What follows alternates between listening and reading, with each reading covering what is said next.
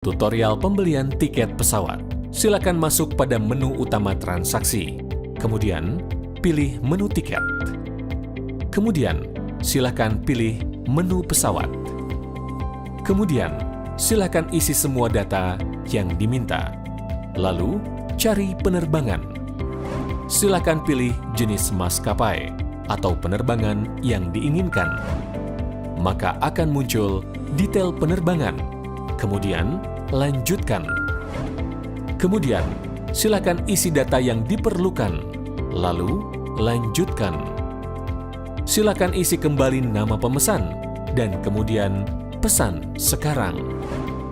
Langkah selanjutnya, pastikan semua data sudah benar. Kemudian, bayar.